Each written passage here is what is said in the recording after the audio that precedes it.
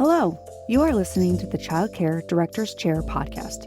Your host, Erica Sacosio, invites you to join her community of passionate and inspiring leaders in the ECE field, where she discusses, reflects, and shares the best ways to invest in our children, families, teachers, and community. Because after all, we know they are the heartbeat of any successful program. According to a 2023 report by the National Association for the Education of Young Children, nearly 50% of child care centers reported operating at a loss or break-even point. With staffing costs being primarily a major concern, we wanted to talk a little bit about what's going on in the industry. So I'd like to welcome you to the latest episode of the Childcare Director's Chair podcast, where today's episode, we are going to shine a spotlight on the urgent need for childcare leaders across the country to step up and use our voices to advocate. With the landscape of early childhood education consistently evolving, your voice matters now more than ever.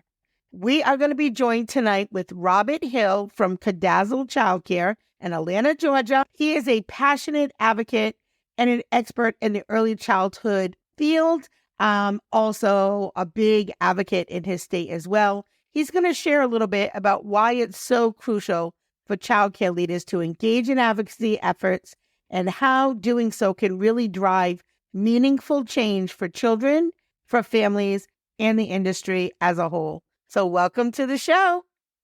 Thank you so much for letting me come on your show. It's a pleasure. I'm truly a fan, and looking at your YouTube page has been phenomenal about the other guests you have on. It's been inspiring, to say the least. Thank you. Thank you so much.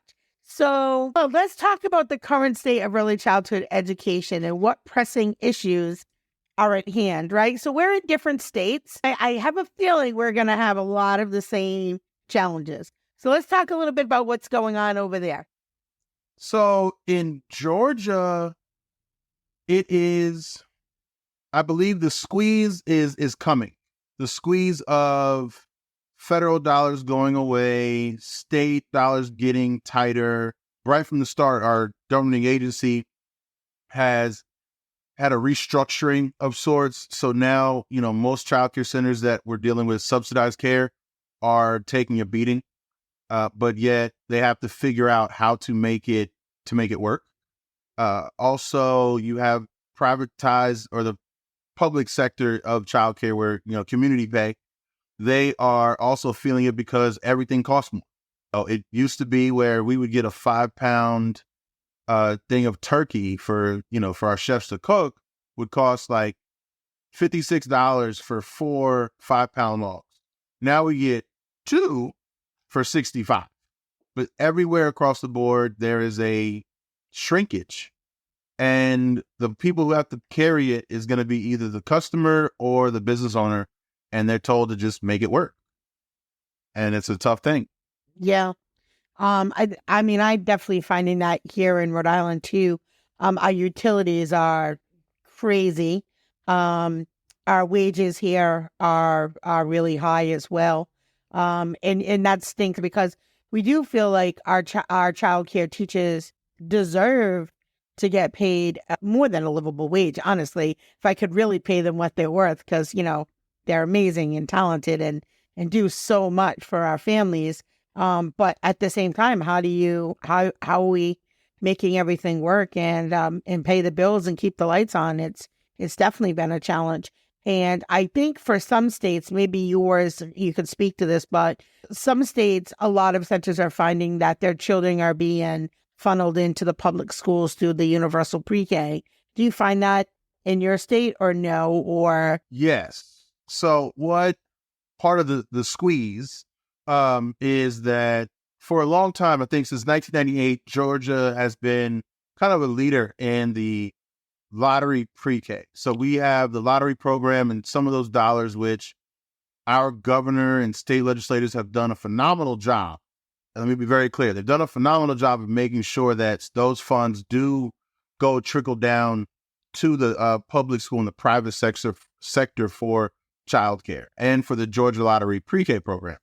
It's just difficult because when there's money in the cookie jar, everybody wants a cut. And so legislators, they are doing their best to try to get a little over here and a little over here, and they want to spread it out for. We have the Hope program that helps fund college education from the lottery program, and also that Atlanta public schools and other public schools in the area have been missing on utilization. So if they're missing on utilization, they got to say, well, we got to put, butts in seats. Best thing to do is take our pre-K in there, which is a free program. For a very long time, the public school systems didn't want pre-K. And now they're saying we want it because it shows utilization. And we as private providers will get hit because if a parent has to choose between their sibling and splitting them up, or everybody going to the same school, they're going to go to the same school. It's convenience. That's one of the biggest competitor for early childcare folks is convenience. If there's a childcare center that is right down the street or one 5 miles away, the parent is more than likely to pick the one that's right down the street. So let me ask you a question on that, because I think, each state does a little different. In Georgia, how do they do wraparound care? So what happens at 2:30, 3 o'clock? So with the Georgia Lottery pre-K program, you have the ability to have aftercare. And so the only time that, like for us, we only have wraparound care is for if you have a Head Start program, where they actually do additional things, like the ear, eye, hematocrit, and they, all the extra great things that they are able to do with the Head Start program. But we do have an after school program that is allotted after 2:30 for the pre-K program. So from 8 to 2:30, it's free. After that, parents can, if they want after school, they can, and it will be an additional fee. Okay. So that is similar to where we are here. So for those programs that are struggling, that could be a new revenue stream if you're not offering after school, right? Or maybe if you always offered full-time preschool, maybe you're offering part-time in the afternoon wraparound after school gets out. And then also summer, you also can, build in your summer camp programs too. So as we talk about the squeeze, I always want to be able to give some type of solution or actionable tip that you may be able to use at your program to keep you afloat. And those are things that we do here. I offer year-round service and wraparound care.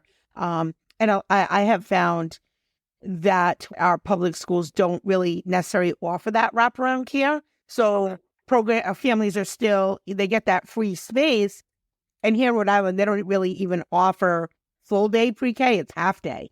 And it's only for 4-year-olds, not even 3-year-olds. No, I'm sure we're way behind where you guys are at in terms of when they rolled it out. Like now we're really starting to see it kind of really start to snowball. But so it's interesting. Well, what I would say is you hit it like the nail on the head, because after school, if you run the numbers, even if at $75, $100 a week, if you get it for maybe 3 hours. So when you start looking at, cost of utilization versus staff and everything else, and usually when you have an after school child that is either from the public school or coming in, their ratios are a little higher. And so you're able to do all, because the one biggest thing that parents want, homework. They want them fed and they want homework done. So by the time, if you do those two things, you will have a great after school program and you'll see a major uptick in your balance sheet. Yeah, I actually started the opposite than most programs. I actually started as an after school provider.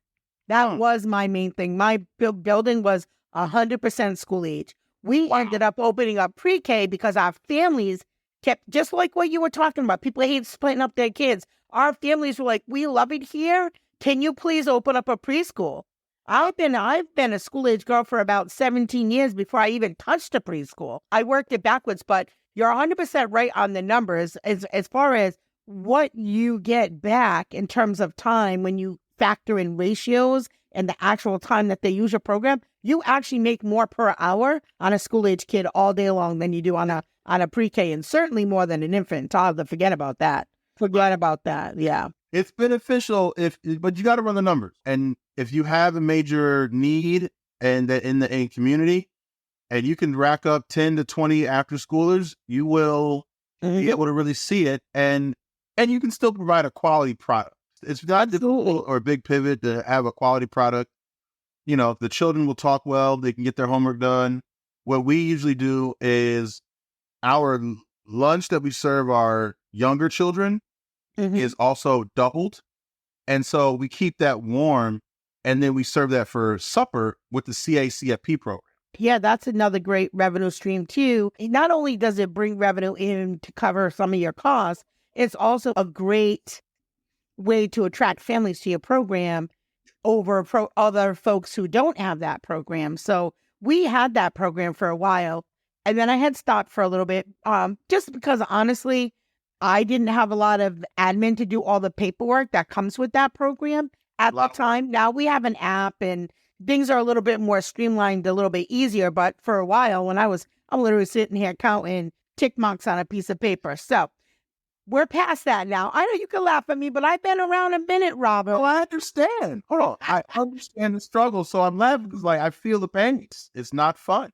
So, we all know the problem. So let's talk about when we talk about advocacy, because maybe not everybody understands, what does that mean? Because especially if you're a new director and you're kind of you've been a director for 5 minutes, and there's a lot of those folks, right? Because a lot of seasoned people have left the field. You've got these new folks that have joined us. When we talk about advocacy, what do we mean in the context of our conversation, Robert? So one, I'm an African-American male, if you didn't notice. And so what a lot of folks will come up and want to say is that we have a racist society. Some folks could say that we have a regulated society. I am big on the regulation of it.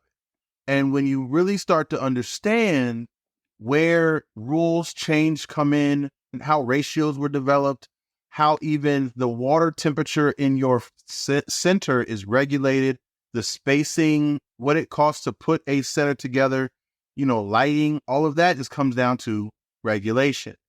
And so once you get that part, then you have to realize you have to be an advocate to say, how can I change the regulation to fit and benefit my business? And so you start to say, hey, if this can be changed, then I won't have a headache down the road. Then you say, well, how do I change it?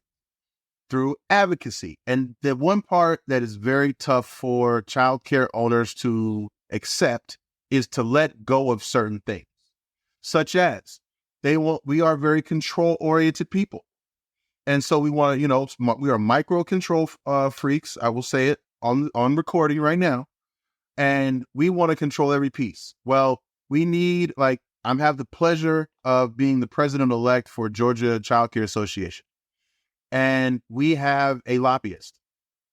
Our lobbyist fights the fight that we don't know necessarily how to articulate appropriately, but we can articulate the effects of the business and have them help to curb and have the conversations for the legislator to change laws and rules.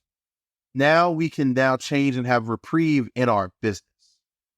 But it's a process. And the one thing that childcare directors and even myself, we don't have the time to manage it. And my recommendation and thought and suggestion to everyone who follows your phenomenal show, find a childcare association. That you bring up about ratios and things like that. And I remember watching a national show not that long ago, and there was a financial expert who was talking about if you change the ratio by one child, that a center could have one more child in that age group, the impact that it would have on the cost of care, because it would bring down the cost of care, because then that teacher would be divided by X amount of children instead of blank. And then when you times it by the number of classrooms and so forth. So, and it's interesting because every state has a different ratio. And as you said, where do the numbers come from? And I don't know the answer to this. So in your state, tell us, what are the ratios in Georgia for infant, toddler, pre-K? Well, my organization, we're in 3 states. So we start with Tennessee. Their state ratio for an infant is 1-4. For Georgia, the state ratio is 1-6. I'm not 100%, and I feel bad about it, 100% on the ratio for infants for Florida. I believe it's 1-4. And Sure. I apologize in advance. So yeah, Rhode Island, we're 1-4. So 3 out of the 4 states are probably 1-4. Yeah. What about toddlers? So you start looking at a 1-6 ratio across the board. For me, I don't go off of state ratios anymore. Mm-hmm. I go off of NACE ratios, primarily because all of our centers are NACE accredited. And so when you start doing, it goes 1-4, 1-6, 1-8 for the 3-year-olds, and then anyone over 3, you're looking at a 1-10. So Okay. we've realized it's easier to follow NACE versus, because if I always follow NACE, it doesn't matter where I am, Yeah. I'm covered, and I won't have that lack of supervision in that regard. So some of the states that I've talked with, their ratios, I was like, wait, what? They're pretty high. So New England, we're pretty, I think we're pretty online with NACE as well. We're 1-9 with 3-year-olds, 1-10 with 4-year-olds, 1-13 with school age. A little less if you have 5-year-olds in the mix, but with Georgia's state ratio for older children, like 5 or 6 is like 1-20, 1-15, 1-25. Yeah. Like a 3-year-old is 1-15, and like a 5-year-old is like 1-25. Right. And some programs need to have that to survive. Mm-hmm. Right. So it's a necessity. And it just shows the great quality of teacher that you can have to handle one teacher for that number of children. It's just, they are talented ones. And I wonder if business wise, when franchises and big corporations pick states, if they're picking states where they can make a larger profit margin, right, than per se a mom and pop in a state that has a much smaller margin. So getting back to the advocacy is like, what is that? And I love that you use NACE. What is best practice and what is the standard? And then building your business model around that, because then it's not all willy-nilly. Stay with us. We'll be right back. Have you been wondering how to quit your job and start a business? I'm Shannon Russell, career transition coach and host of this new limited series podcast called How to Quit Your Job and Start a Business. This 20-episode series walks you through step-by-step how to go from employee to entrepreneur. Plus, I have a free workbook designed to help you take action while you listen. Go to secondactsuccess.co/listen to grab this free tool. I can't wait to share it with you. So the two things that I've realized that are really valuable come into from the environmental rating scale, or the ERS. Oh, I know all about them. Okay. So the ERS, the ITERs, that is, and even my business folks are like, how do I understand childcare? And I'll give them that. It is a quantitative measurable tool that will say, hey, you need how many blocks in this area? You need how many this and how many that? It gives you a number. Between the ERS and between NACE, you can carve out what a childcare should be, from materials to everything else. And the tough part about it is doing it, because it takes a lot. Oh, and so when you look at advocacy and you want to convey what it takes to produce quality, the way to actually tell a legislator who could be your next door neighbor, and they may not understand the troubles that you have. So how do you say, okay, I have to buy 3 sets of blocks for my block area. If 1 or 2 of them go missing, then I am not technically in compliance or reliable for this tool. Now, 1 block went missing. They say, well, no big deal, get another block. Well, it may be a specialty block from Community Playthings, and that may cost $70. So how does that cost get conveyed to someone who's making a legislative law saying that the ratio has to be 1-3 for an infant? Like, you just killed $30,000 out of my budget for multiple things. And then how does a childcare owner, director fight that issue with them in the center dealing with someone who called out and need to go down to the state office and local legislator and say, hey, we have an issue. We need to sit and talk about this. It's very difficult for childcare owners, directors to operate and have advocacy across the board. Yeah. So being part of a membership group and contributing in some way, you might not be able to leave your center. You can write an email. You can write a letter. The next time that your advocacy group in your state asks you to testify, you can testify. You can get to the state house on a day that's really important, just like we make coverage for our vacation. It is important. It's true, right? But everybody can send an email. Everybody can write a letter. And if you have a great advocacy group in your state, which many of us do, honestly, they've already written a letter for you and they're just asking you to sign it. And here's the person you send it to. Is that truth or not, Robert? That's true. I'll give you the tidbit from talking to legislators. They will say if they get 5 people calling about a topic, it's a big deal. So if you have parents, and the tough part about it is they will see the same people over and over again, and they get a little tired of it. Like, okay, you get to know legislators. Like I've gotten to know, the commissioner for decal, which is right from the start for Georgia. I've gotten to know legislators who have done phenomenal jobs and they fight a different fight than we do. But being active on a very small level, like going down once a quarter and speaking at something may have an issue on, it's important. Yeah. So yeah, that's the best way I can say. The other thing too is like every one of us listening right now have a social media account. Every one of us you have 2 friends, right? Everybody that's listening to the show, you have friends on your social media.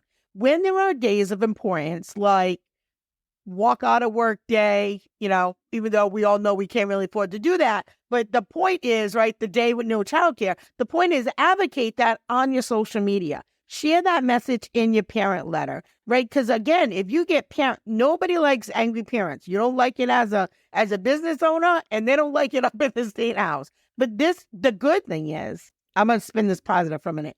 The nice thing is we are finally part of the conversation. You cannot turn on any TV channel, any newspaper without hearing about the child care crisis. People can't afford it.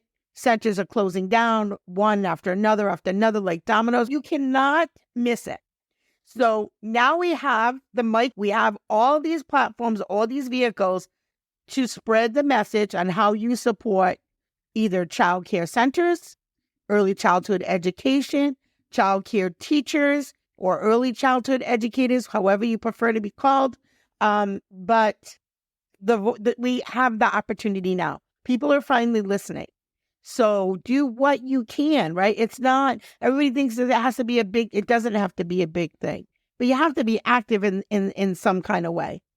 Can you share some successful examples of advocacy campaigns within the Child Care Center that maybe have led to some significant positive changes? So Georgia Child Care Association takes advocacy very seriously, to the point where in the last legislative session, in our version of Universal Pre-K, our Georgia Lottery Pre-K, we fought for a very long time to have the dollars actually match what it costs to run the program. And so between our lobbyists and between our administration and the council, they took that upon themselves to push that with legislators and make it a topic of discussion. And so when they made it a topic, then they said, okay, well, what's the problem? They got to the problem and said, I'm getting funded for something and it costs X. But the delta of it is this gap. And I have to cover the gap.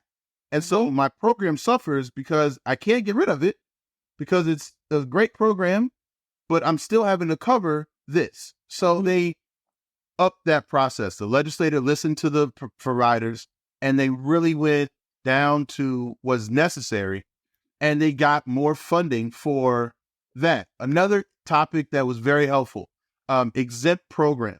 So programs that didn't have to operate under the same rules and regulations that a licensed child care or home care provider would have to operate.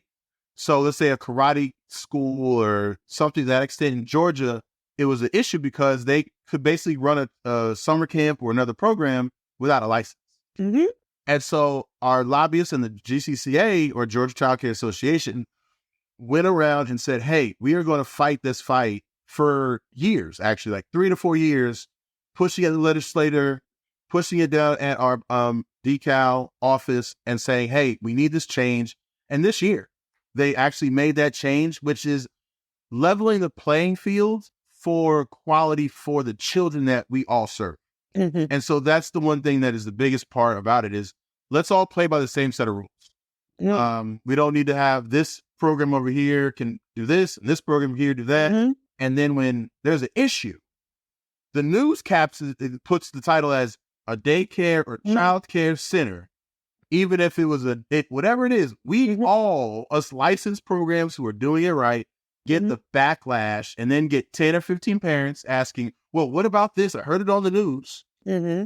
And we have to now answer to that saying, well, we really want to say they're not licensed or they're an exempt program. So that's the 2 examples that Georgia Child Care Association has done with our lobbyists, with our new CEO is just got installed, Idisha Bellamy. She's phenomenal. I'm proud to be a part of it and to see the change that it takes place. Yeah, those are great examples. Thank you for sharing. And for those of you who are listening, if you have some great examples too, share with us in either the text of the show, our leadership group on Facebook, or if you're watching this on YouTube, leave it in the comments below because I'd love to hear what's going on in other states. We've got a great group here in Rhode Island too, and we just got our CCAP reimbursement has gone up, quite a bit. It's definitely helped improve some coverage, as you said, that gap. We've got a lot of, I don't want to say a lot of money, but in the last 2 years, we have gotten additional funds for our teachers, retention bonuses. They have free schooling through the TEACH program. So we've got a lot of money being, trying to help level off the field for not only centers, but also the teachers who really make the impact for the children directly. So what strategies do you all use over there to mobilize childcare professionals and the community to join your advocacy efforts? Awareness. It is a straight marketing play. And from a marketing perspective is that you need videos like this. You need to have people talking to a camera, the screen, and just beating the drum of awareness. Like, hey, did you realize that they're getting ready to vote? Mm-hmm. Do you have any issues or concerns that would be important? We're listening. We want to fight that fight. Because when you start to say your organization or your advocacy group or association has 50% or 100% of the child cares in that state, the governor's going to listen to you. The legislators are going to realize that you guys have a block of votes that can sway one way or another, because any child care facility has, let's say at 100 children, they have 200 voting people that are now available for what that owner wants to communicate. And if you get a chain that has 20, 30 centers at 100, it starts to multiply very quickly. Yeah. And so every child came from, outside of any type of a scenario, but typically 2 people. And so those 2 people typically are going to vote or have the ability to vote. And so people like to listen when you say we have 50% of childcare centers. That's your power is in the number. And to come up and be like, we now have an issue with this. And they'll tell you, no, it won't happen. Or they'll tell you, this is how we can get it done. Yeah. And here's the compromise. And it's, politics at its greatest. Yeah. I don't talk about politics a lot on this show, but, this is such a national thing. I mean, a couple of days ago, the president candidates were talking about childcare. It's obviously a major, major, major challenge, right? Yeah. When we're, on that level of a stage to talk about. So what are some things that childcare leaders can do to balance their day-to-day responsibilities while also taking a little piece of this advocacy work? Because I know they're probably thinking, like, Erica, I already have so much to do in my day-to-day, but maybe what are some practical tips for managing this dual focus? Because right now we've got the attention. You all need the money. We all need the support. The families need us to advocate. It's not even just us, right? Because we're very giving. It's not just us that we're advocating for. We are advocating for our children and our families too. We want them to have affordable childcare. We want them to have quality childcare. But we have to make it work for everybody, right? Because this isn't a bunch of greedy people just sitting around going, I need a new Range Rover. I don't know about you, but for me, that's not my why, right? I mean, yes, I want to be able to feed my family, turn on my lights, and occasionally take a vacation like every other human being, right? But at the end of the day, really, truly, the heart of it is we're advocating for children to have high quality early childhood education. So how do we do this as leaders? Because that's really, again, where it starts. So just being realistic, if there's not an association in your state, start one. Because the reality of it is that many hands make light work. So if we all, like Georgia Child Care Association, I think maybe right now we're restructuring our packaging, but at $4.99 is the yearly membership. So at that cost, when you have, 2,000 members, you start to do all the things necessary, and they can then hire an army that can fight the fight for your childcare center. Because, the reason why for me, advocacy and being a part of GCCA is a big deal is because if I fight for my issue just as a selfish purpose, I also am fighting for my other childcare owner. And so that's one thing, because if anything knows, you cannot be in every classroom. And if you have multiple sites, you can't be at every center. So how do you still get your word out and fight the fight at the same time? You need other people who are competent and are able to push the issues that are important to us. So that's one rule. I am a nerd when it comes to marketing and automation.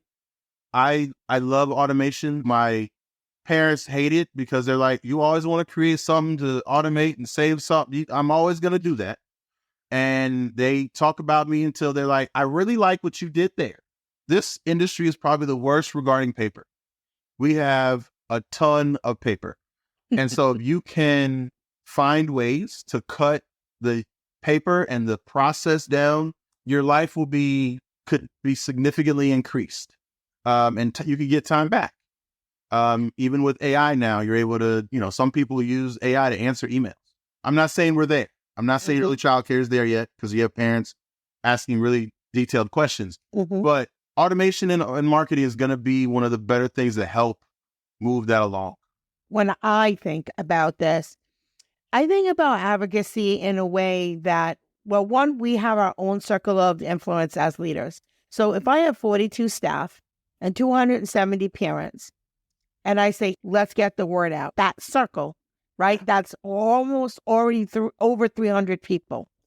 The other thing that I think is interesting is because I'm very people oriented, if I think about how do I grow my team, and when I say leadership, I'm not talking about titles, talking about just my leadership team in my building, in my business, in my school. Our culture is one about giving community. So I can give a very specific example. So we had Strolling Thunder, which was in our state last year, and it was where a particular day that everybody kind of went to the State House. I did not go. I stayed, and I sent 2 lead teachers up. And they really enjoyed, one, getting out of the classroom and just being in the early childhood community. Because, again, normally it's the owners. We get to leave. We get to get out. They didn't have that opportunity. I said, you know what? I'm going to give you the opportunity to go. And it gave them the opportunity to lead and really see what it's all about. And they came back. They were so engaged. They were so excited about advocacy. So it doesn't always necessarily have to be you as the quote unquote leader. I believe in building your team, building your leaders, and leading by example. And so that's a perfect way to do that, to get your team energized. But they're not going to get energized if you just tell them about it. You got to give them a little piece to let them try it out. And if you're part of the membership organization, you don't always got to be the one to go to those meetings. send some of your other folks, right? Maybe if there's 4 meetings in a year, you go to one, your assistant director goes to one, your best lead teacher, your new TA, so that people can get a vibe for your culture too. So that's just my thoughts on that. So is there anything before we wrap up this episode that I didn't ask you that you really would like to leave on the mic? Not that I can think of off the top of my head. Definitely around advocacy. I think if there is, I'm going to be the association guy. Sign up, find it, get to it, and really push for being a part of a team that will help fight your fight, because that in itself we can't do it alone. I'm not big enough to do it alone. Even the biggest childcare organization is a part of for our state, Bright Horizon. They have the board seat, and they are a part of it as well, because they are 5% of all childcare worldwide. Mm-hmm.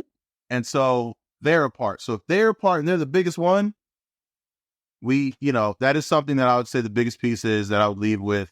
And focus on marketing, but I like the marketing piece of what it can do. Those two things are gonna be pivotal for all childcare businesses. All right. Awesome. So a couple of things I want to leave you guys with. Number one, if you liked Robert, who wouldn't like Robert? As he mentioned, he is into marketing, and we're going to talk about that on another episode. So join us for that. Keep your eye out for that. Number two, if you have a childcare association in your state, leave it in the comments below or text the show. We'll share that with folks there, because you may be in a state and you're not sure who to connect with. So we'll try to get as much information as we can out there for you so you can start making those connections. If you have not liked, followed, shared, comment, I don't care how you do it, please do one of those things. It allows us to continue to keep bringing you great content and great guests like my friend Robert here today. And remember, it's the small details that make a big impact on the success of your childcare business. That's all for now. Well, all the cute little kiddos have been picked up and it's time to go home. And that'll do it for another episode of the Childcare Director's Chair. Please leave a review so Erica knows the information is helping you to manage and improve your childcare centers. Remember to subscribe to get the latest episode from Erica's Childcare Director's Chair.